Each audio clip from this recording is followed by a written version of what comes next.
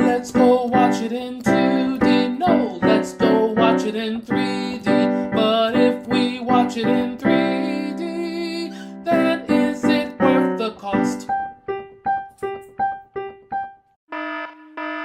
Warning, this podcast contains spoilers. Warning, this podcast contains spoilers. I've been running scams on the street since I was 10.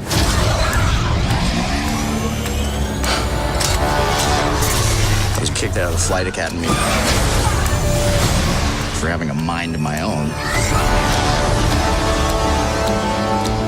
I'm gonna be a pilot. Best in the galaxy. Hey, kid. I'm putting together a crew.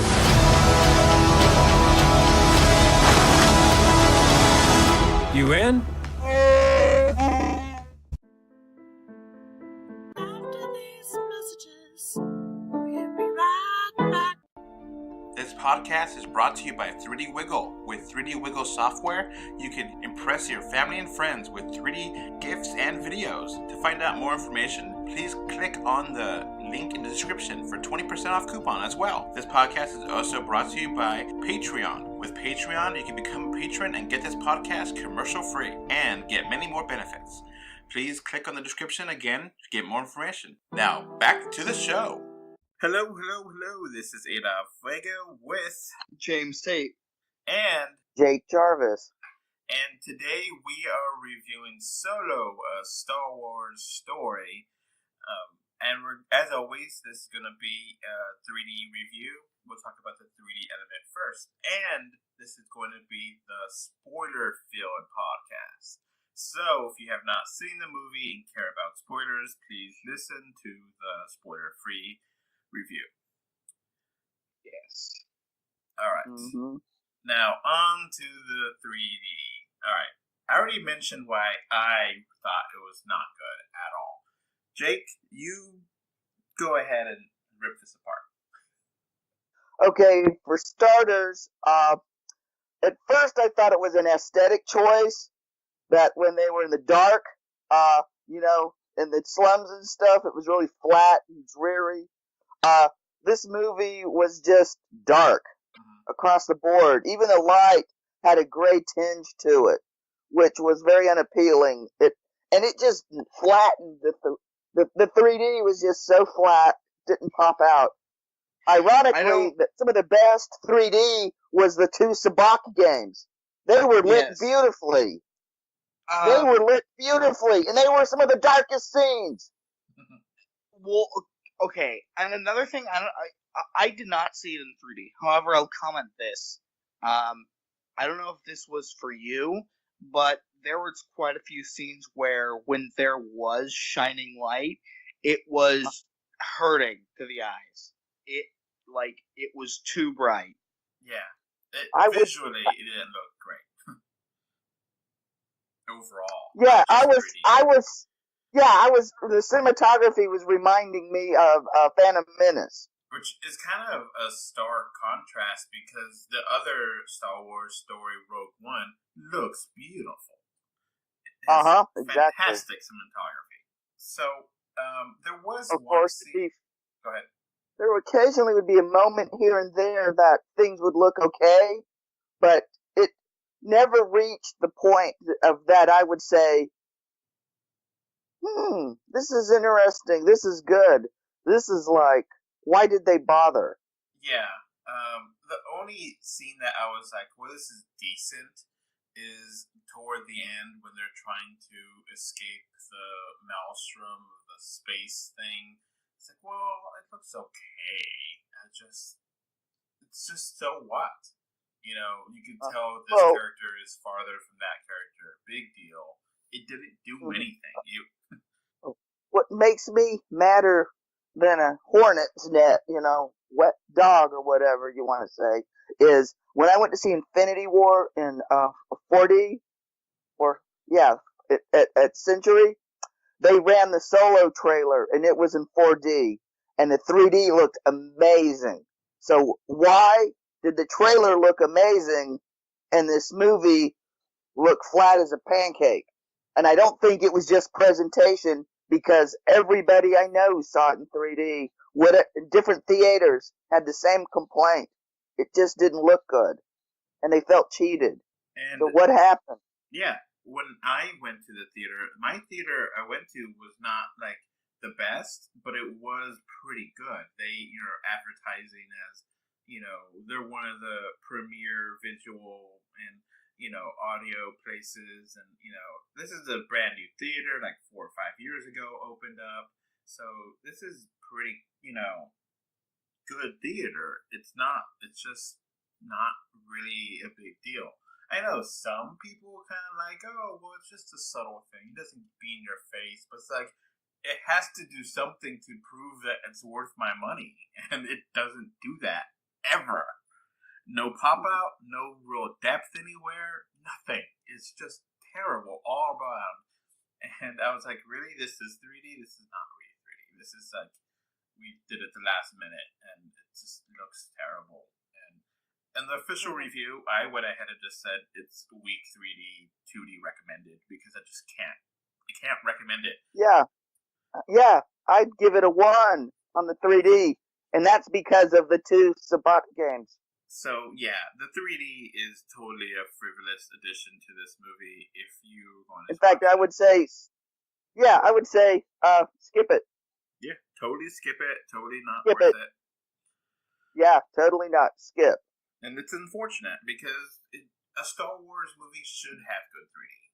It's Star Wars, it's, sci-fi, there should be some pretty good shots here and there, but nope. And the 3D trailer looked amazing. So, what happened? That's what I want to know. Alright, so that's going to conclude the 3D aspect. Let's get on to the movie itself. So the movie starts off with a lot of text on the screen. Did you guys notice that? Yeah. It was kind of weird. It was like, because to me it personally felt like, okay, well, we don't want to do the opening crawl, but we want to put text on the screen. Mm-hmm. I don't know. It just was kind of strange. It was kind of overwhelming, Yeah. the amount of information too. It was like, whoa. Yeah. It was like all this stuff, and then I've noticed like there was like and then they try to like put the special words in all caps so you remember. Like, it's kind of dumb. Yeah. And had the kind of the color palette. Yeah, if you notice, this movie leaned heavily into Empire, which is not surprising because the scriptwriter of this was Lawrence Kasdan, and he co-wrote Empire with Lee Brackett. It was her last script. So, beyond that, let's get to the movie itself. It started off with young Han Solo, which is portrayed by Alden Ehrenreich, and his, girlfriend, Kira, which is portrayed by Emilia Clarke. And they're like on a chase, and they're trying to figure out what's going on, and eventually you figure out that Han was supposed to do something, but he didn't, but he stole like a file chip or something, and they're gonna use it to bribe people to get off the planet. Am I missing anything here? Nope. Yeah, it's like he stole something, and he actually did steal it, but he's trying to say that he didn't, so he can use it to get off the planet. I mean, And there was like this giant sea serpent thing. I don't know. yeah, I didn't like Yeah, that. Proxima. Oh, okay. That's Yeah, what's with Disney and their Proximas? Yeah, Proxima. I don't know why. I've noticed about the new movies that I'm not really a fan of is that they always try and like, let's make a new weird race instead of just like using an old one that's already appeared. Like what significantly, what would be the difference of this person being a Hutt? Or Greedo. Yeah. Yeah. Yeah. Oh, yeah. Yeah, I want to know why Greedo wasn't in this movie, I other was than the fact expecting he that. wasn't. Yeah, You know, well, that's- I think it was because Lawrence Kasdan, who wrote the script for this, didn't care about anything that happened in Star Wars outside of Empire, and maybe a few odd references he could throw in for fan service. Well, if you pay attention closely, I think there is a clash between the directors that they fired and the people that they have now, because there are references to the A.C. Crispin novels in this movie. Like, Yeah. we'll get to that eventually, but like the whole he was on the streets like as a pickpocket. That's directly on was it? He was on the streets of Corellia as a pickpocket. That's ripped directly from the A.C. Crispin novels. Yeah. Yeah, Splitter and the Mind's Eye. I mean, and then we'll get into we'll get into the other things too as we get to there. But I mean, like there is lots borrowed from, and for those who don't know, in the 90s, in 96 and 97, I believe, the author A.C. Crispin wrote 3 novels called the Han Solo Trilogy. And this is essentially, for the longest time, this Han Solo Trilogy was like the original kind of origin story of Han Solo before he met up with, Luke and the rest of and Obi-Wan in Episode 4. And so, interestingly enough, this film, I wouldn't say it's faithful to it, but it does reference it. It does like kind of incorporate some of the ideas from it. That's kind of interesting. Mm-hmm. So we do get a scene where they're trying to escape, but Kira is not fast enough to go through the door, and she has to stay as, Han. Yeah. Now given a second name, which he did not have before. He escapes out, and then it kind of jumps to where he wants to be part of the. He wants to be part of flying around the pilots of. Yeah, he joins the Imperial Academy, which is another thing that is ripped directly from the novel. So the difference is, we'll get into that. You just go on. So Okay. yeah. Well, yeah, I kind of chuckled about how he got his name Solo, because that is just such a military bureaucrat paperwork kind of thing that would happen. Yeah. They could care less about anything that's going around. The paperwork has to be done. Yeah. And I take it the Solo thing is kind of like why Jon Snow is named Jon Snow. Yeah. Yeah, Solo is kind of the Empire's way of saying this is a bastard. So there's probably several Solos in the Imperial Guard. Interesting. Yeah. Or whatever. Yeah, that's the way it played out to me. And I'm looking at it from I'm a military brat, so I just see it. I just thought this is just such somebody who worked on this had dealt with the military.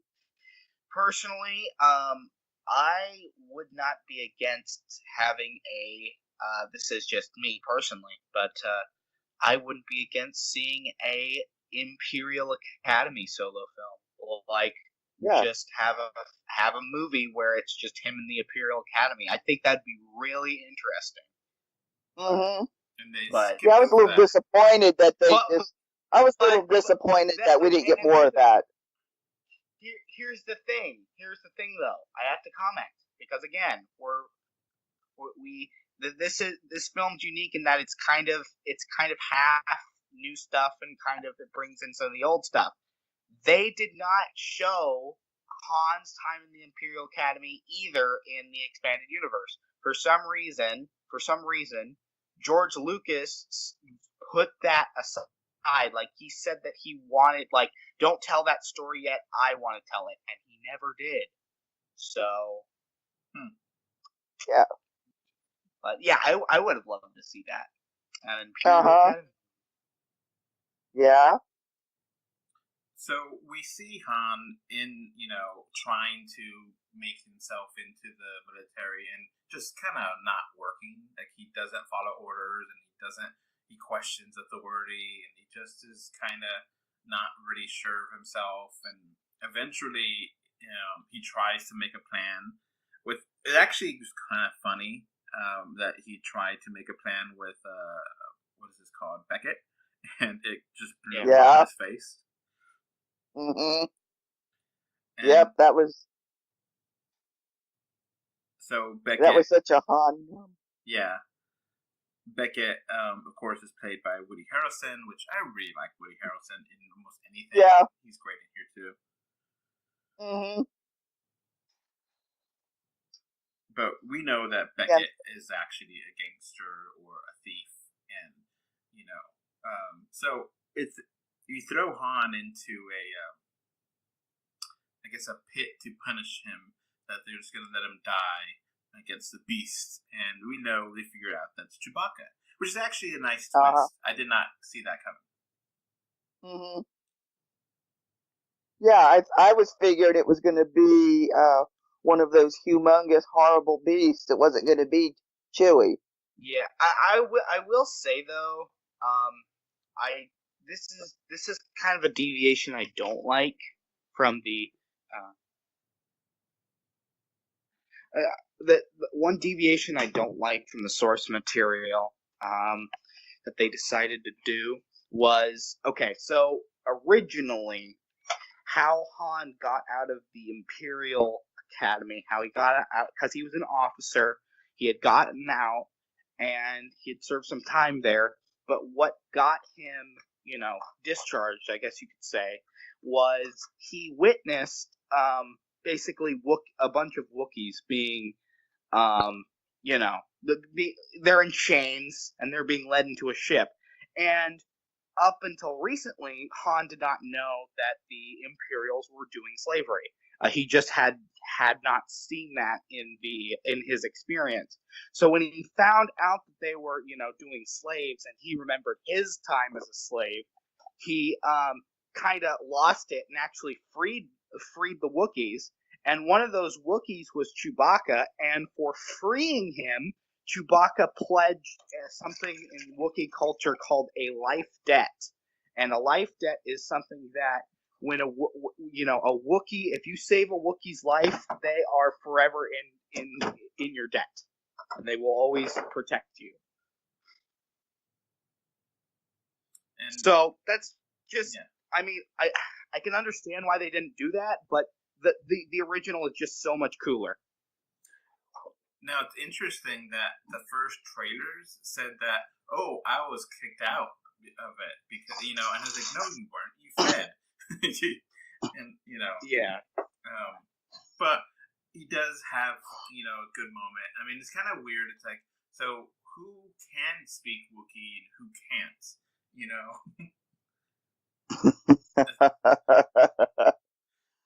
Yeah, this might be a casualty of changing directors, and they have a deadline to meet. So they streamlined and Frankenstein sequenced together with footage already shot. So, he frees him, or he thinks something to free him. And it's kind of funny because he's like, oh, he's hungry, he hasn't eaten in a couple of days. And I don't remember him actually eating at all in the movie. So it's just like, okay. And, you get a fun scene where he joins Beckett with Chewbacca, even though Beckett not sure, the rest of the crew is not sure. But Beckett's like, yeah, I guess I'll give him a chance. And the rest of the crew was kind of interesting until they killed them off already. Yeah. So you get this one multi-armed guy, and then you get what was it? Another woman there, and they had a smuggling plan where they're going to steal this super powered energy source that explodes and it sells for really high, and they're going to basically hijack a train and take it away. But then there was marauders that came by that were trying to steal it from them. And you have the first, real big action scene with the marauders and them, and eventually Han deciding that he just needed to, survive more than he needed to keep the payload. What do you think of this action scene? It reminded me of a cross between Von Ryan's Express and Snowpiercer. And I was so angry because the 3D looked awesome in the trailer and was terrible. So I was mad. Because I was looking forward, because the trailer was amazing, impeccable. And then this was like, what the hell? So it really took me out of enjoying the scene. But, I mean, I thought it was great. I loved the way that train twist. I mean, I hadn't been this excited. I mean, this has reminded me of the first time I saw Von Ryan's Express, which was like the first great train action thing that I ever, directed by John Frankenheimer. I saw it as a kid. It just blew me away. It just invoked that to me. But, like I said, the 3D and the anticipation of it did ruin it for me. But this was a really good action piece. James, what do you think of this scene? Well, it felt to me that, I don't know why, but I felt extremely crowded. It felt like there's, and I don't know if the impression was to make it seem like all this stuff is going on, but to me, it so much was going on at the same time that it was kind of hard to follow. And another thing that I have to say is, like, tonally, it felt really weird too, because it was like there was some jokes and then there'd be like really serious, and it's like, okay, I don't know, this is one of those scenes I feel that you can tell that this went through multiple directors, Because people did die here, and they weren't really given a serious treatment. Exactly. No, they aren't. They aren't. They're there's two characters. The two other characters are not really referenced again, ever. And one of them was a big sacrifice. She blew herself up to make the payload go, and I think it was like his wife of Beckett, or it was a romantic relationship of some kind. Yeah. Yeah. So we just kind of came and went. Like, he never mentioned it again. He never cared, or it was just like he was mad about the payload, but he wasn't mad about the people for more than that one scene. Like one scene, and it's like, okay, all right, let's go.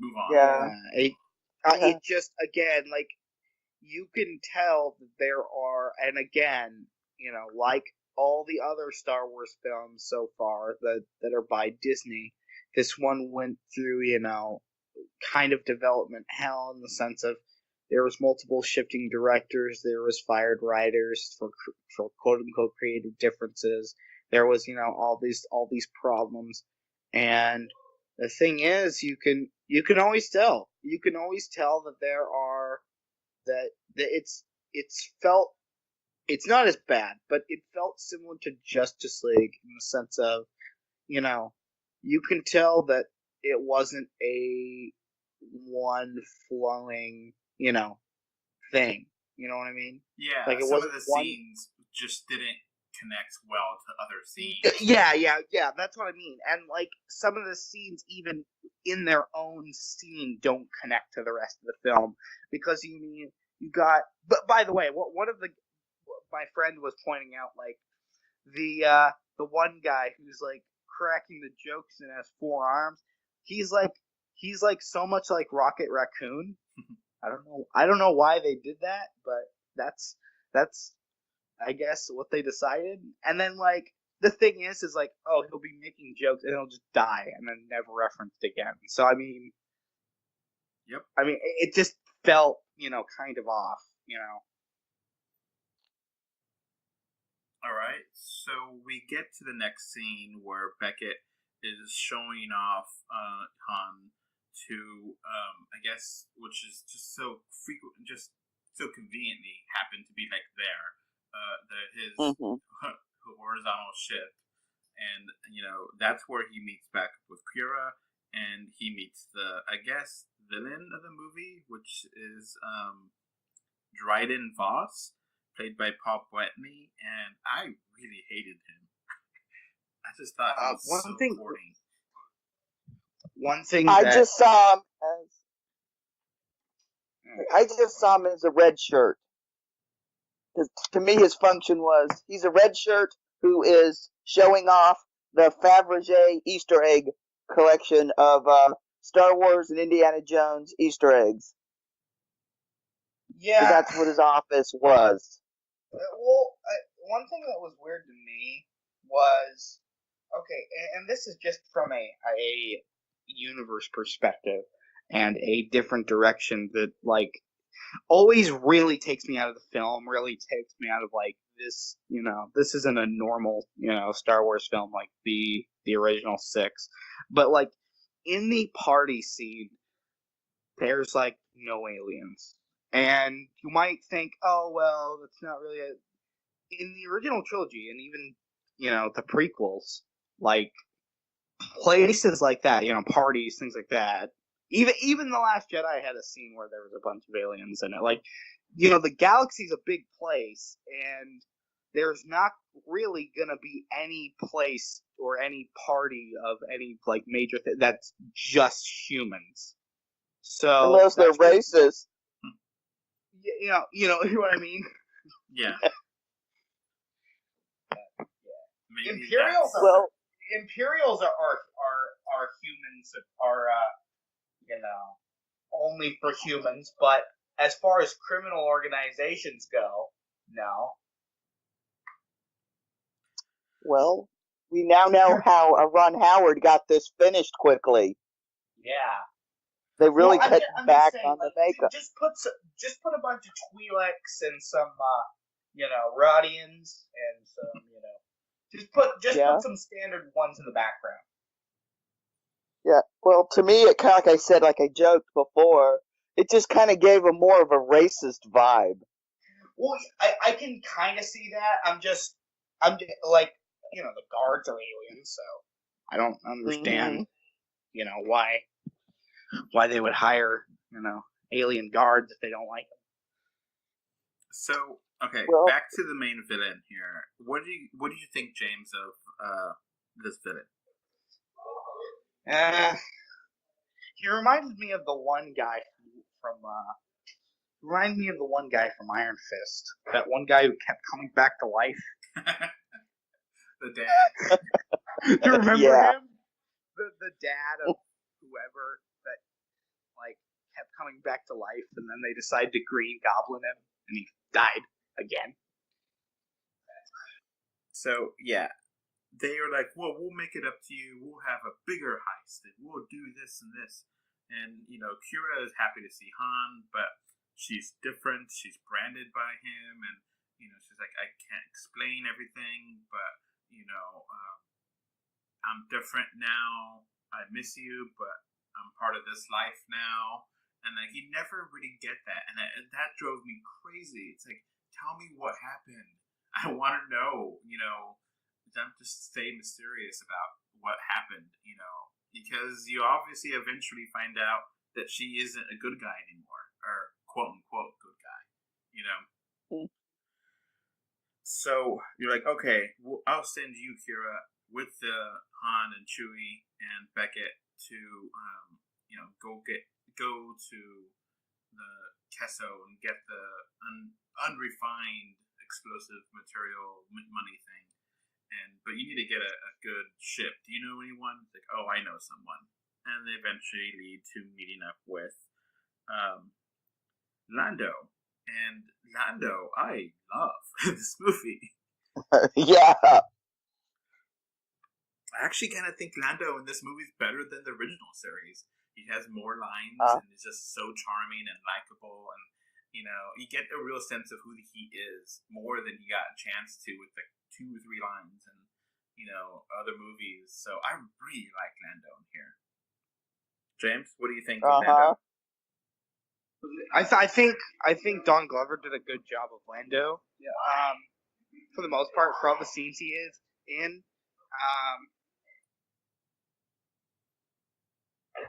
I'm not really a fan of the whole controversy surrounding him. I don't think that really necessary for them to just decide oh yeah, by the way, guys, but other than that, I mean, I thought he did a good job. I think kind of missed out on a line that could have referenced episode 5. I thought it would have been great if after they lowered the percent. They would have said something along the lines of "the deal keeps getting worse every time" or something. Mm-hmm. Yeah. That's a reference to episode 5. I know, but he did said he hated mining colonies, which made me laugh because that's what when you see him in Empire, that's what he's doing. He's running this mining company. And I also like the way they kept, because he always mispronounced Han's name. He would call him Han. Remember in Empire, kept calling him Han. Yeah. And you also get a droid named L337, and I really like this droid. I think it was really, a sassy robot like they've always been. But I kind of like that, they're acknowledging that robots and droids are considered lesser things in the Star Wars canon. They've always been lesser things, but they've, at least one of them is self-aware of that. Yeah. What'd you think of Yeah, L3? I mean, for all the things about her, she doesn't really appear much, and she dies really quickly, actually. So Yeah. I now want to know what she said to C-3PO in Empire. yeah. Yeah, I now know. I want to know what she said to him to C-3PO, because Was there a scene where C-3PO talked to the ship? yes, and then he said this has a really strange dialect. But one thing that's kind of cool from I don't know if it's a meta perspective, but this is the canonical reason why they refer to the Falcon as a she, beyond just calling every ship a she, Mm. So I mean it's technically it has the AI of it's kind of L3. Yeah, it's kind of sad too. She's fighting for freedom, and she just winds up stuck as a navigation system. Yeah. I will say that I was a little bit sad about Kessel, because originally the main guy who ran Kessel was a frogman who had a robot eye, and I wish I would have seen that here. That would have been cool, but Mm-hmm. Oh, now here's something I was wondering about with L3 when she got cut in half. So did Maul wind up with her legs? We'll get to that. All right, so we get to the outer rim and figure out that the actual planet that has the mining is actually inside of this. I don't know how to describe it, a massive storm in space, and it's actually pretty cool because I like the idea of these different spatial things. It's not just Yep, planets. and that's another thing directly referenced to it's not the That's not the reference to the Jedi Academy trilogy when they go to Kessel. That's directly ripped from it. They have to go a specific way to get to Kessel and not, get destroyed.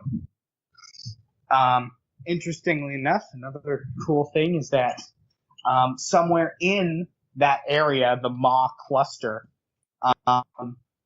in the original expanded universe, that is where all the super weapons, all of the, like the things like that. Okay. So we get on there, and they have a plan to talk to them and be the, I guess, Imperial inspectors or something, and I don't know. And it was actually kind of fun that L3 started like a revolution there, and got everyone there to be free, not just the droids, and everyone, all the slaves, and all hell breaks loose, and Chewbacca's there and helping other Wookiees. He sees Wookiees and wants to set them free, and so was one of them Lumpy? That's what I'm wondering. The one he pet, was that Lumpy? I was hoping. So does this mean the Star Wars? So does this mean the holiday specials canon now? We don't know. No one speaks. I don't speak Wookiee, so I know somebody. At my screening, somebody yelled "Happy Life Day," and people started busting out laughing. So they managed to escape there with all the weaponized fuel money thing, and they try to find a better way of getting out of the Maelstrom. So they plug in L3 because she's destroyed or semi-destroyed in the battle, and they plug her into the Millennium Falcon, and they decide to go ahead and just put some of the juice into the Millennium Falcon to help it fly out. And I actually liked that there was a gravity storm in there, and there was a creature in there. That kind of stuff is fun, and it's interesting. You never really see that in other movies and stuff. Just that there's these space creatures and gravity forces, and that's cool. That's fun. I like it. And they don't they don't automatically just win. They barely make it. What do you guys think of this? It was cool. Jake, what do you think of that scene? Oh, it was awesome. It kind of to me reminded me of some of the stuff they did. Ron Howard did in one of his early films, Grand Theft Auto. The power up the car. Just him and Lucas both kind of have a thing for cars on screen, so that translated well. It was just a nice scene, and it was different than the cliche. The ship has to escape the wormhole trope in so many sci-fi movies. Yeah. It's it's a little bit dragged out, but it was fine. They eventually get to the planet, which is the refinery planet, and Millennium Falcon looks beat up, and it works, but they're there and they're getting the refinement, and then out of the blue, the Marauders come, and it's like, what? Why? Yeah. And then the Marauders are actually part of the rebellion, and I was like, what? No. And they're led by a 16-year-old girl. I'm not buying that. I'm not buying this. And then somebody's seen Mad Max Fury Road too many times. And then there's the double crossing and the double crossing and the quadruple crossing. Yeah. And I was just like, I'm tired of this. I know what's gonna happen. It's just dumb. Really, okay. To be honest, the last act is where everything falls apart. Yeah. It's a friend said, kind of a slog to watch. The whole like, oh well, the true the fuel here, but I have it, and it's like, oh no, actually I have it, and like just dumb, like. Yeah. And we could sell the fuel to make, He's about to shoot him. Yeah. And he's like, dumb. It's just, I don't know. It's dumb. Jake, what do you think? It's been there, done that. It's stuff I've seen in movies before. My eyes roll and go, let's move on. And then Kira, that twist. Man, I did not see that one coming. Or I saw the first one coming. I thought she was going to be evil. But I did not see Darth Maul coming back. That was like, what the hell is going on here? Yeah, I'm like going, I thought Weasel was our, okay, we've mentioned the prequels, we can move on. So I didn't see Maul coming. That just opens up a whole mess of ideas and like questions. Yeah. Well, okay. I actually thought the Maul twist was stupid for a lot of reasons. Like, okay, for one thing, the you could make the argument that it's like really confusing now because it's like, wait a second, Maul? Didn't that guy get cut in half? And it's like, oh well, the cartoon says he came back. It's like, oh okay. What is he doing here? Why is he the head of this guy? Like, it's just weird. Like, it's just a very strange decision that they decided to do. Like, well, I understand it because Lucas has a tendency, his best characters, like Darth Maul, Singh, Boba Fett, other than Han Solo, they get, like, killed off almost instantly, and then he litters the screen with Ewoks and Jar Jar Binks, and then he wonders why his fan base got so irritated with him. But, like, it really messes up the story for episode 2 and 3, and where the hell has he been? And where does he go? And it's like, is this just setting up a Solo 2 or something? And I thought this was going to be a standalone movie, and now, I think Darth Maul is like in Rebels or the Clones anime or whatever. But as a movie, I think they're setting. I think they're doing soft reboot of Star Wars. And well, okay. Here's the thing. Darth Maul not being like. I heard the argument from a friend that if Darth Maul were to show up, he would show up in the Obi-Wan movie and kind of readapt the old wounds storyline, because from the expanded universe there was one story that was non-canon for a long time, but now it's kind of canon because of Rebels. But basically the storyline was Maul comes back, and the first thing he does is he tracks down Obi-Wan and actually fights him on Tatooine. And so it's one last battle between the two of them. And that was kind of adapted in Rebels. Kind of.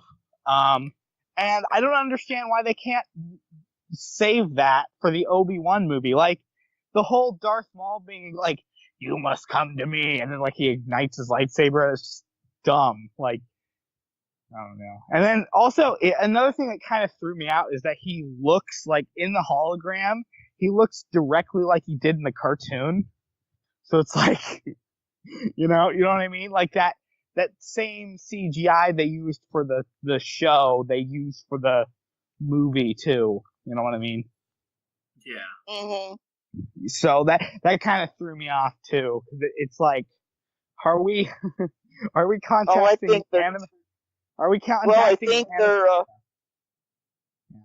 think they're we're teasing him for Obi-Wan movie, because I mean we know we're getting an Obi-Wan movie, and we actually don't know. That's still up in the air. I think. I mean, That's- they've said they're interested, and they may happen, but they may happen. It has to have Ian McGregor. I'm Yes, sorry, but it yes. has to have. It does. Yeah, I agree. Has to have him. Sorry, Yeah. there's no other way. If they cast someone different, I'm gonna be real mad. Oh, they would be silly to do it with anybody else. Yeah. But And they would be silly to have Maul and not have Obi-Wan. Yeah, exactly. So I don't think you have to correct me if I'm wrong. I don't think that Maul here is voiced by his original voice actor in the episode 1, like his actor. I think he's voiced by the same guy who does the Star Killer in the games, like he does in the cartoon. Yeah, I think it's the new guy doing them. Yeah, well, basically, like in the Clone Wars, they got the guy who does Galen Merrick from the video games to voice him, and I'm pretty sure that's him here too. After that, triple cross. It turns out that Han Solo's girlfriend was also, like working for Darth Maul. Like, whatever. Just dumb. Just okay, whatever. Yeah. Okay. Then, that happens. Then, it cuts to the final scene, which I kind of enjoyed. I enjoyed, even though they didn't really touch on how you play Sabak, which it's basically blackjack. You're trying to get a perfect, I think it's a perfect 23, and that's the perfect Sabak. But yeah, they play Sabak, and it's now here's the thing though. Here's the thing. The true fans, the people who pay attention to all the little details will know this. This actually, like this card game, is not a plot hole, but it is a contradiction. Do you know why? The dice. The dice, because it's set up in The Last Jedi that Han Solo used the dice to win, and it was a special game of Sabak that used dice. Now they're switching it back to what it originally was in the expanded universe, where he used cards. And then dice was like really heavily in this movie. You're like, okay, he's yes. gonna use it one day. He's gonna use it. He's gonna use it, and he never does. It's never does. Just a trinket that he has for some reason. And, yeah, it actually contradicts. Again, yeah, it contradicts. Oh, and they also changed the dice because the original dice in Empire have dots. They don't have symbols. Yeah. So. And then, we don't know how he even gets to the planet. No. they just go away. Okay, he's here now. What? When? And heck, and if I was Lando, after what Han did to his ship, I'd let him have it. I mean, damn. Exactly. I mean, that ship is trash. And I did like that scene, that final Sabak scene. Yeah. Again, I thought it would be cool if they referenced the actual rules of the game, but that's just me. Anyway, but you can't be perfect. Anyway, the final scene was good. I kind of wanted. I'm sad though that there's no references of Hutts or Jabba, because they're kind of a big part of Han Solo. Yeah. He does mention to Rebecca. He says that there's a deal on Tatooine, but he doesn't say there's this big gangster named Jabba. That would have been cool. So he says the Hutt. I remember hearing Hutt Syndicate. I don't. I remember him. And I also remember hearing Anthony Daniels' voice in the kind of club scene too. But I was looking around. Okay, if I was directing this film, instead of using that lame bad guy, I would have used Shizor. He's much better, and he would have been much better than the guy that they chose. Who was that? For Shizor is basically a huge crime boss who is basically, as far as power level goes and influence in the galaxy, he controls the Dark Sun crime syndicate. And basically it goes Emperor, Darth Vader, Shizor. That's how powerful he is as far as like influence goes. He's basically a green alien with kind of a ponytail. I'll have to show you him later, but he first appeared in the Shadows of the Empire game. And I thought it would have been really cool for, the main bad guy to be him instead of this lame, guy. Okay, so let's get to our ratings.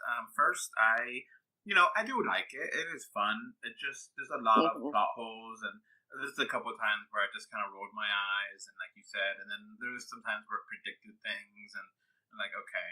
And I do like it. I don't love it. So I'm going to give it a 7 out of 10. James, what's your score? Okay, well, there was a lot of plot conveniences. There was a lot of problems with the film. I didn't think it was terrible, and I think it's at least an improvement of The Last Jedi, but you can definitely tell that this film went through a lot, as far as production goes. I'm going to give it a 5. You said a 5, right? Yes. All right, Jake, what do you give it? Okay, I would almost give it a 5 as well, but since it actually showed Han shooting first, I'm going to give it 2 extra points for that. So I'm going to give it a 7. Okay. Because I actually stood up and cheered when Han shot first. You know what scene I'm talking about when he takes out Beckett. Yes. Because it's about damn time that was acknowledged in the Star Wars universe that Han shoots first. I wasn't sure who shot there. I was just like, he's like, wait, if it was Han, why did you rush over there? Why didn't you just let him speak and then kill him? So it was a little bit weird to see that scene, but I guess, I don't know. I didn't see it that way. I was kind of confused by it, but. And then, of course, somehow or another, the jam that the plot, he helped the rebels make a lot of money. I was like, what? So, yeah. All right. So, any final thoughts? I think that's pretty much covered everything here. Yeah. Wait a second. We have one last thing to talk about that's outside the movie. One last thing. This film is actually not doing as well as the other films. So, maybe it kind of pushes everything in jeopardy. Because it had a really, rough start as far as the weekend goes. I've heard estimates that this will make as much as Justice League. So I think the estimates, we haven't heard today. We're recording this on Memorial Day, May 28th, so we don't have the final numbers for today, but it's under 100. It's like 85 million, give or take, which isn't bad at all. It's just under the expectations. That people have huge expectations. They think, it's going to be 250 or something, and nope, not even close. Not as close, not even as big of as Rogue One or the last Star Wars movies. So it's, also getting lower reviews, and, lower reviews, lower box office. Maybe, we'll see what happens after episode 9. If that is, hit as much, or if people really do walk away from the Star Wars universe, or, we'll see. But it is interesting. Here's the thing. Here's what I have to say. Even though Han Solo isn't bad, I think the reason why people didn't like it, or the reason why people did go see it, rather, because Han Solo isn't that bad.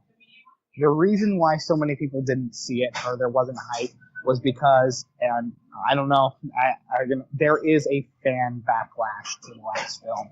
Fans are upset, and the upper management of Star Wars have basically said, I don't care what you think, you're stupid, and our vision is correct. And you should never, ever do that to your fan base. Ever. That's a horrible, way to treat your fans. And I think that this is really showing in the way the performance is doing. All right, Jake, do you have any comment? Yeah, I think one of the biggest problems Solo has, and it's something nobody could really do anything about, is America wanted a Solo movie. The thing is, they want a 30-year-old Harrison Ford. Now, I do like And that's impossible.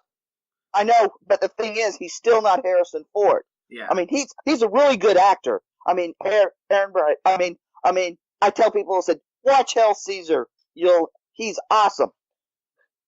Just forget that heavenly whatever creatures piece of dreck he did.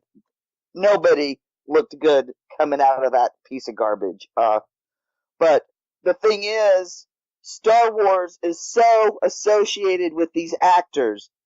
Carrie Fisher, Mark Hamill, Harrison Ford, that the fan base loves them so much that it's going to be difficult for them to accept anybody else in that role.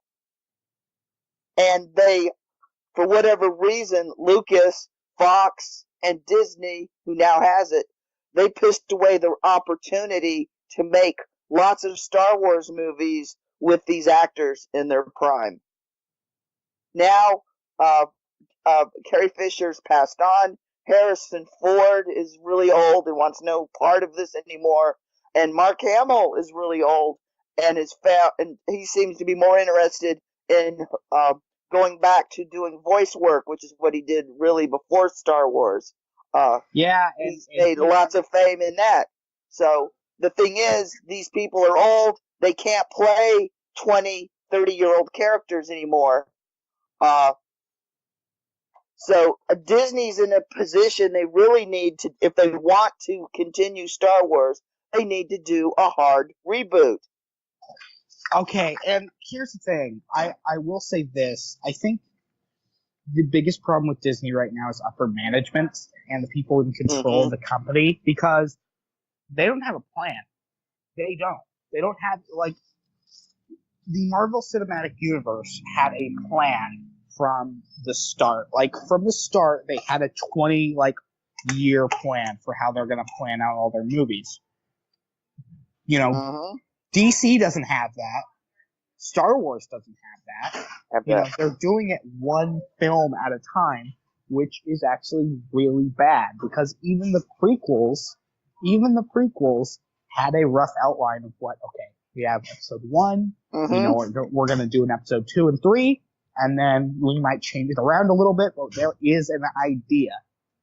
And we can see evidence of that in things like the Tusken Raider in the novelization of episode 1. For those who don't know, there's a scene with a Tusken Raider in episode 1 that was in the novelization that was meant to connect to 2. And so, there was plans, for other films in the series, but you have things like,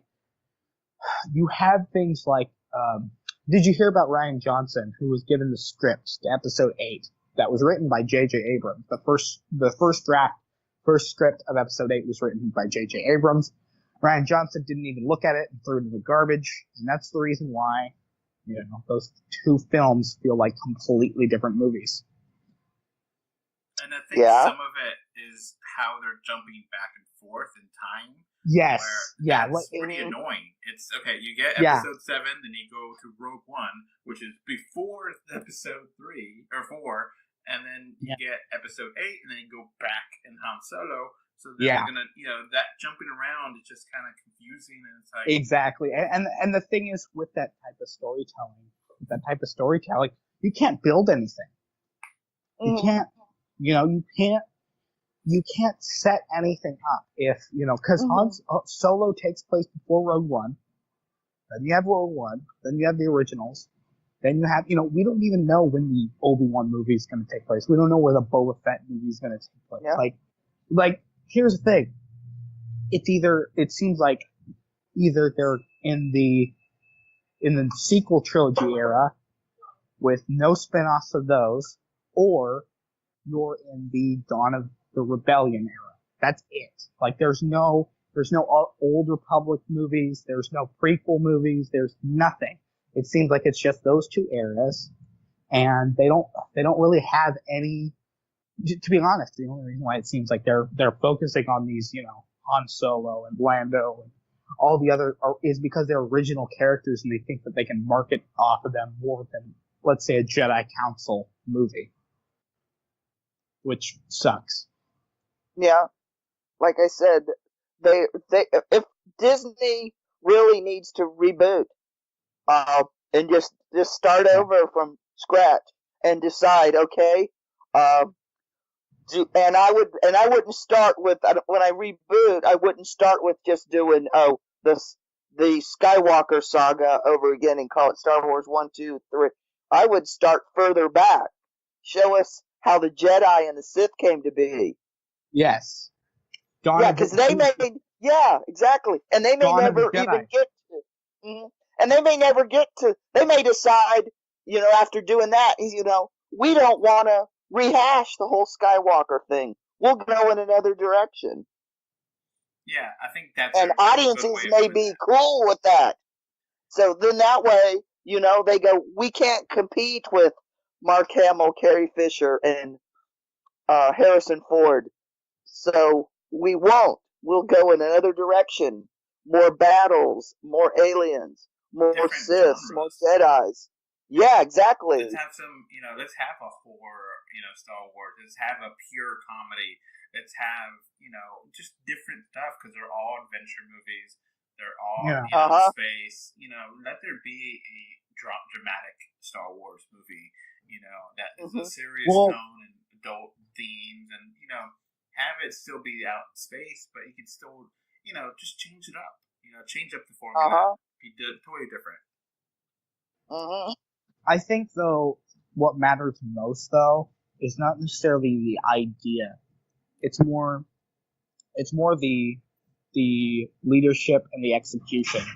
I told my friend that I'd be ecstatic if there was a Dex Diner show, that would just focus on the four-armed guy from episode 2. If they wrote it well. If they wrote it well, it'd be good. Like, here's the thing. With that universe, you could make any story interesting.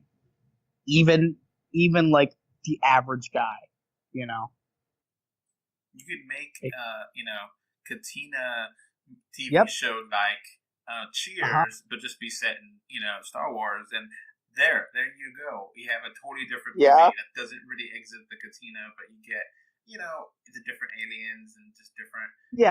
That could be something fun. You just try out different things, and I kind of felt like this is kind of safe. Have a slice of life Star Wars movie. Yeah. And please, no Ewoks. No Ewoks. No Ewoks. Obviously, when we watched Solo, we knew that Solo was not going to die. We knew that Chewbacca wasn't going to die. So, we didn't know that in Rogue One, and everyone died there, and that was kind of refreshing because of that. But still, we know these characters are going to survive to be in other movies, so it kind of robs some of the excitement over what's happening on screen because eventually something's going to work for them. But if you could figure out a way to have new characters, have a Shadows of the Empire movie, that would be interesting. Yeah. And just totally be separate, you could not have to have everything there. And so I'm hoping, I kind of think that they should, after episode 8, give it a break, like 5 years, and then figure things out. Here's what I think.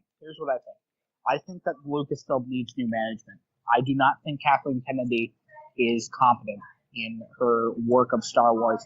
I mean, when you look at her career, what has she done besides handle money? Nothing.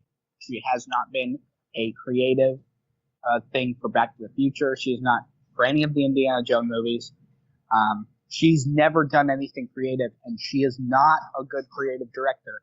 And that's not a spite at like her being a woman or anything. That's a spite at her just being bad at it. Because if Kathleen Kennedy was a dude, we'd have the same problem. I agree.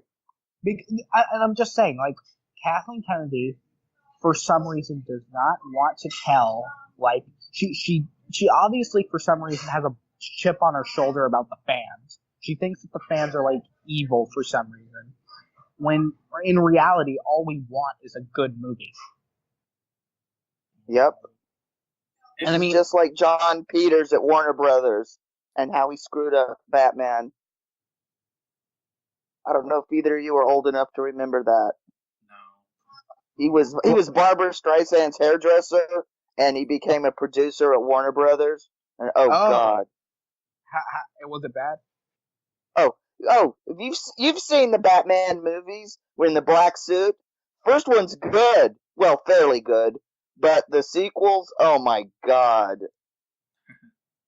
All right. Well, that's a whole different topic, but I think I think we had a good amount of time though talking about the Star Wars universe as a whole, and that there's problems here. They can't just keep making movies and everything will work out, because it's not. Maybe this will calm Disney down and be like, all right, we'll do 8 and we'll see what we have to do after that. And maybe they'll just set. Maybe the next movie after 8 is 15, and just set 100 years in the future. Yeah, and maybe Hollywood will realize fans aren't endless money banks and not pile up everything all at once. Let me just make this one point before we kind of wrap up. I'm going to make this one point of this. People are saying that people are getting sick of Star Wars. I think that that's a lie. Because here's the thing. People binge their favorite shows. People binge, when I watch a season of Agents of S.H.I.E.L.D., I just binge it. Because it's good. And they say the same thing. They said the same thing. They said the same thing about Marvel movies. They say the same thing about superhero movies. People are going to get sick of these movies. They're not going to go see them. If they are good, people will go see them. That is what matters. With Star Wars, I mean, say what you want about Episode 8, but it was an extremely divisive movie. And it does have legitimate problems that Disney does not want to acknowledge to the fans. So, I mean, you obviously have friction between those two. And you have people like Kevin Feige who have been great to fans and have been, very respectful to the point where, a lot of fan theory, in Marvel movies, how many times have fan theories been true? A lot. Mm-hmm. So I'm just pointing that out. So no, people aren't getting sick of Star Wars movies. People are getting sick of poor managed movies. Mm-hmm. After these messages, we'll be right back. This podcast is brought to you by 3D Wiggle. With 3D Wiggle software, you can impress your family and friends with 3D gifts and videos. To find out more information, please click on the link in the description for 20% off coupon as well. This podcast is also brought to you by Patreon. With Patreon, you can become a patron and get this podcast commercial free and get many more benefits. Please click on the description again to get more information. Now, back to the show. All right, so we have Miss Christian Richard has an opinion on Solo. So what do you think about it? I thought it was an okay summer flick. Okay. So this is a full spoiler discussion, so feel free to talk about what aspects you liked or didn't like. I think that the opening scene was a nice, energetic opening to the movie. I guess it's hard to make prequels like this, without a lot of, cliches and predictability, but I was just underwhelmed by it. I just didn't feel like it surprised audiences enough.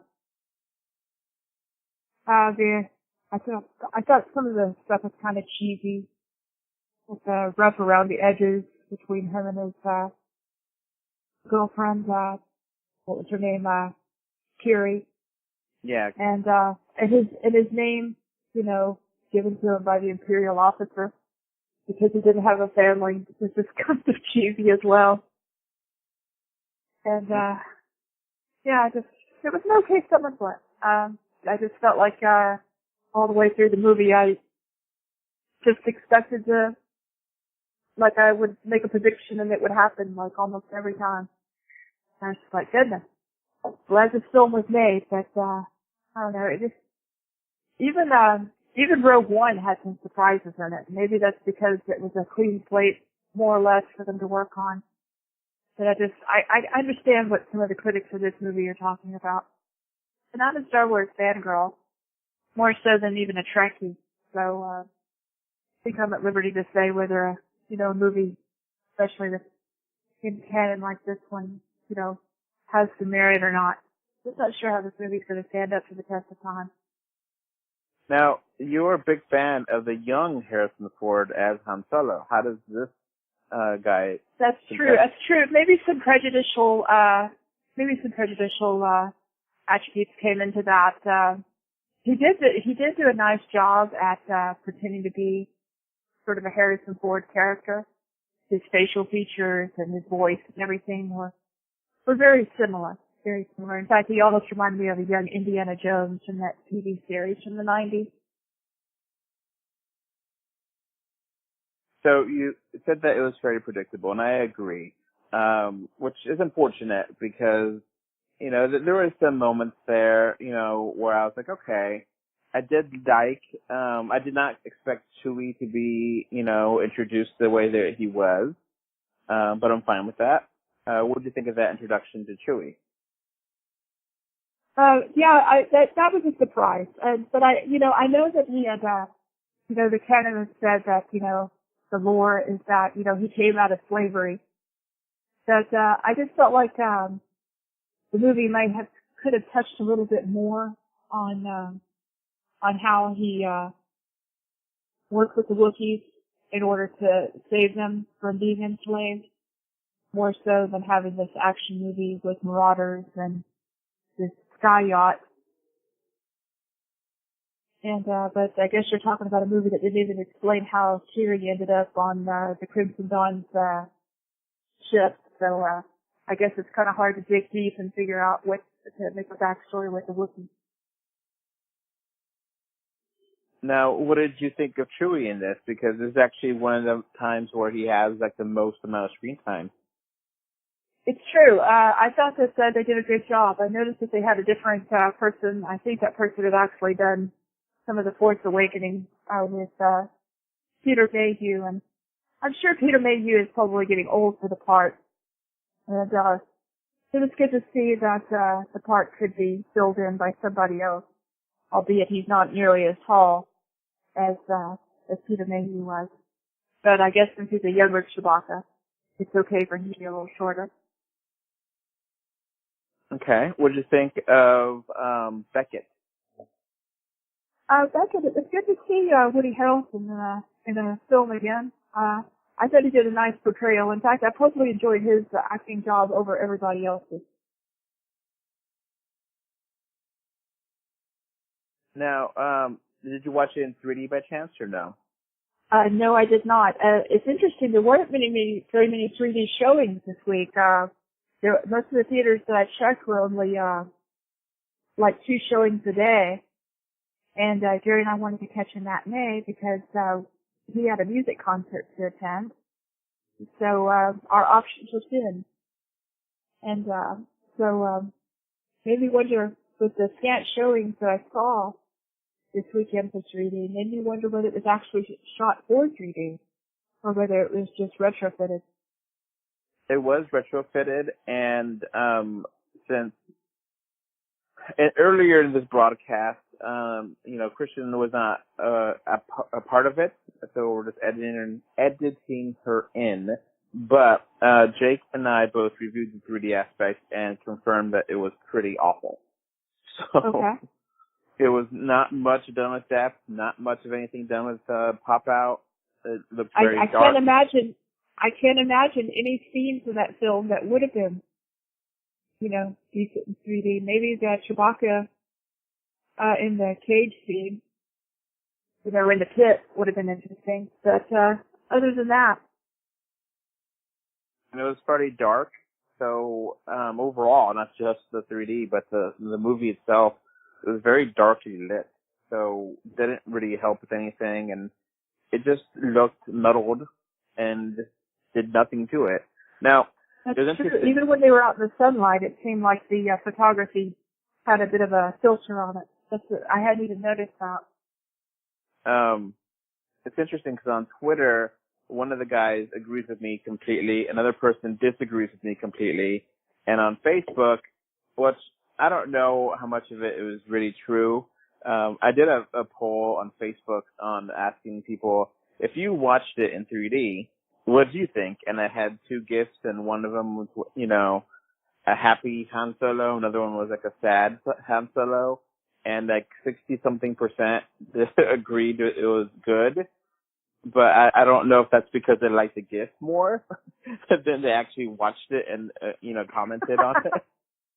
But neither here or there. I do think it was not. It's interesting that 3D votes seemed kind of in line with the previous reviews. I didn't read the reviews, but I saw the percentages, and it seemed like it was kind of a split. Now, I don't know about you, but I got kind of tired of all the backstabbing and all the twists and turns. I just kind of like, I mean, whatever. I don't really care at this point when, you know, the double cross was triple cross, the quadruple cross, so it's like, whatever. Well, at the end, it's interesting. I like that they kind of redeemed Han as a shoot first, since, you know, George Lucas didn't seem to think that having Greedo pointing a weapon at you saying he was going to kill you was cause enough for him to draw his weapon. You know, no, in this passive world that we live in, you know, the villain's got to shoot at you first and miss, and then you get to shoot him. And I like the fact that he shot Beckett first, you know, before he had a chance to shoot, because that was the Han that everybody loved. I did think that was really weird because I did not catch that. I thought someone else shot it. It didn't seem very clear to me that he was the one that did it. I thought it was something else that happened, or it was so quick. I did not catch that it was Han doing it. I don't know why. Well, it's kind of probably a shout out to the old movie. You know, you never see Han, you know, shoot Greedo. You just see the splash under the table, and it just becomes, you know, obvious as the scene unfolds that, you know, Han basically shot Greedo under the table. Were you expecting to see Greedo in this? No, I think that would have been just too cheesy. Now, what do you think of the Darth Maul cameo? Now, see, I know a lot of people were, like, raving about that, but to me that almost caused a continuity error. I think that Han Solo's character is supposed to be almost 10 years older than Luke. And if Darth Maul were still alive, then that would demonstrate that either Han was much older than Luke and Leia, or maybe that Darth Maul actually survived the saber split. So I actually learned about this, which is actually interesting because I did not know about this when I originally recorded the other segment. But in the Rebels and I do believe also Clone Wars animated TV show, they do mention that by the will of his own hatred to Obi-Wan, Darth Maul survives. Okay. I heard rumors about that. So it is a direct reference to the events that happened in the Rebels and or Clone Wars animated TV show, which is kind of shocking because I know there's a lot of fans of that show, but I mean, to reference a animated TV show as canon is interesting. And then, of course, you know, Disney will reference that, but they won't reference, you know, the Netflix Marvel TV shows, or, you know, the Marvel Cinematic Universe will not connect well with the TV. And I have a theory for that, though. I have a theory for that, and that is that George Lucas really kind of botched those prequels, and I think that Disney is probably trying to do a little bit of damage control in order to appease the fans to a certain degree, and to give the fans what they want instead of what George Lucas thinks they want. So, yeah, there's a whole subplot where, or there's a plot, I think it's Rebels, where eventually Obi-Wan and Darth Maul meet up again, and I think you could assume how that ended. Okay. But yeah, that's an interesting, you know, Darth Maul, you know, becomes part of the corporate, or not corporate, but criminal syndicate, and is able to work behind the scenes, but he's not really like, shown in any of the actual movies again. So, right. Now I was kind of thinking that she would turn on, that would be the triple cross or whatever, but I didn't expect Darth Maul to be part of this at all. Right, that was a surprise. And I did kind of think that the Marauders being just part of the rebellion, I thought that was really ham-fisted in. I did not think that was a good choice. Right, I would have liked to have seen Han just be a little bit more clingy to the, I'm trying to think what the stuff was called in the movie, the cells that they had refined. He just gives it up so easily, and I don't know. I would have thought that Han Solo would have been, he was always kind of an anti-hero, not a definite hero. And in this movie, he seemed like he was a reluctant hero, but not really an anti-hero. So I do believe this is supposed to take place 5 to 7 years before the events of New Hope. Okay. So there's definitely room to grow, and obviously the events that lead to Jabba hating Han are not shown yet. So if they do a sequel, that would be a logical way to do that. I have a feeling that sequel will end up in animation, if at all. So, we did talk about this. They barely got this movie out. So, what do you think of Lando? I liked Lando. I thought that guy did a pretty good job of portraying a young, suave Lando Calrissian.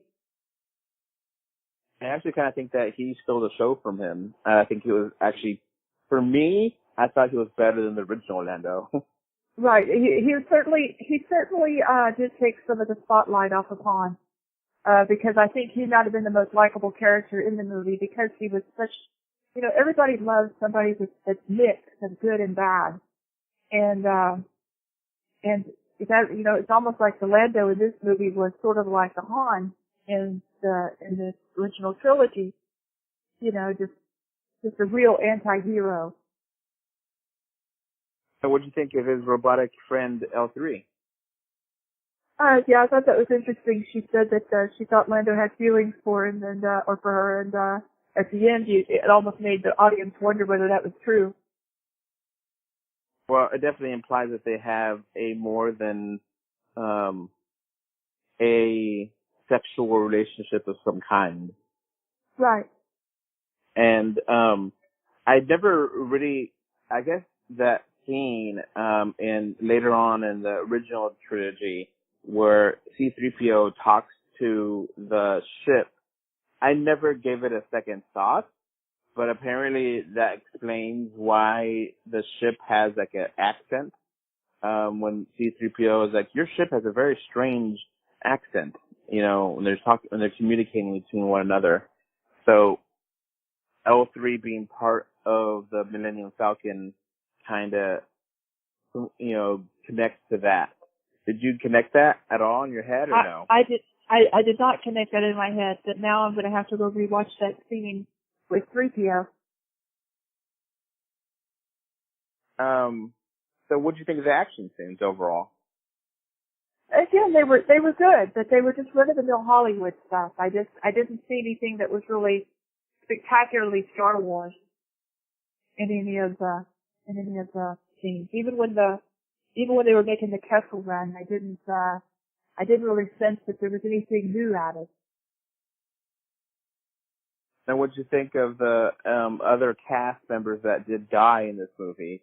Did you see them coming, like they were going to die, or did you? Well, some people had to die. You knew that Han and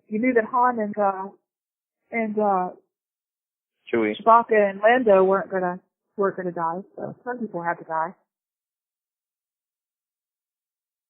Okay. So, what verdict would you give it out of a 1 out of 10? Out of a 1 out of 10, I want to say that I'm glad this movie got made, and I'm not bashing it in any way. It's a good summer flick to go, on a date like Jerry and I did yesterday. But I just didn't feel like it took enough chances, and I think Rob Howard has done better, and I think he can do better. And if they do make a sequel, I hope that he directs it, but I hope that he does a better job. I'm giving this a 6 out of 10. Okay, wow. So just for reference, Jake and I gave it a 7, and Okay. James gave it a 5. Okay. So we're kind of, we all kind of think it definitely could be better. Different degrees of that better, It was still fun. It's definitely a fun movie. It was fun. It was fun. But there were more surprises in the, I think there were more surprises in Rogue One than there were in this film. But again, they had a semi-clean slate on that, so maybe that's not completely fair. Anything else you want to mention about the movie? Not really. Those are my thoughts. Those are my thoughts on the movie. That's the best I can do is 6 out of 10. I almost gave it a 5 too. Now, we did kind of talk about this somewhat in the other broadcast, that technically speaking, it may be considered a flop. I sensed that while I was watching it. I thought, I don't think this movie is going to do well in today's audience because, it's not the 80s anymore and you don't have to wait on the magazines to read the reviews. They're instantaneous and, within one weekend, a movie can really suffer some damage. The mighty empty theater yesterday. So on the first weekend, it made about $100 million, and original projections were around 150. So it was significantly lower than projected. And then this weekend is about 29 million. That's what I read today. Mm-hmm. And again, it's considered for a Star Wars movie a very, very low box office and under the expectations game, and kind of a disappointment that this movie has had a lot of production issues, and for me, I think I enjoyed it, but at the same time, I never felt like it justified its existence. Like, right. I will never watch this movie again. I even watched Rogue One twice. Mm-hmm. Now, I kind of like, I don't know, I think that a lot of people seem to really love Rogue One, I guess because of the edgy ending, which I give it props for, but for me, I like them about the same, because I think Rogue One has a really good final act or final section, and then the first part was just kind of boring. It was, yeah.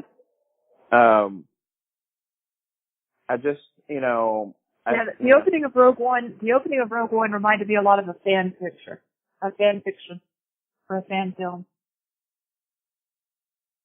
And, I said in my review that it really leaves a lot of questions. It opens up more questions than it answers.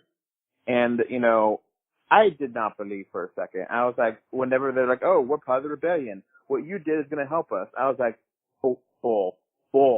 No way. No. That is really trying to cram that in. And right. There was a lot of lazy writing in the movie. It really pissed me off as a writer that they didn't explain how Kiri ended up on the Crimson ship. Oh yeah, that was one thing that did piss me off. Was that was just like one of those floppy coincidences to keep the plot moving. And that was just one of those moments that just she would have been better off, if he hadn't even been able to rescue her.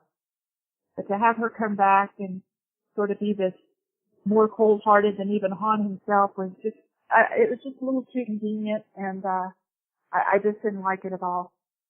It would have taken all of maybe 3 minutes to go give a backstory there.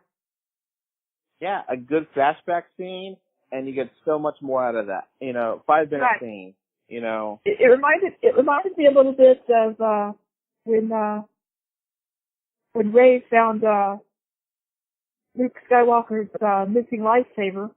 They never did elaborate on that. It's a story for another time. It's like a story for another time. It's like it's been 2 films now and they still haven't explained it. Well, of course, certain things have to be explained in comics that are tie-ins, so it's one of those things. So that was one of those things, and then I think C-3PO's Red Arm was another one of those things where they explain it in a comic that you're expected to read, or if not, you're just not going to wonder it. Yeah, but you don't make films like that. So I should be able to walk into any sequel of any movie and more or less get the plot. You don't have to tell me everything, but important thing. The thing with 3PO's Red Arm didn't really surprise me. In Empire Strikes Back, he had a silver leg. There's probably not many people that remember that. But apparently when they reassembled him, they used a different leg. So, I think Disney definitely has a black eye from Solo. I don't think it's a massive flop. I think it's just a massive disappointment. Right. There won't be a sequel to this. If they really want to enchant audiences, they need to bring Glover back to do Lando and do a Lando story. Now that they can have Han. They can have Han in it. Lando and Han.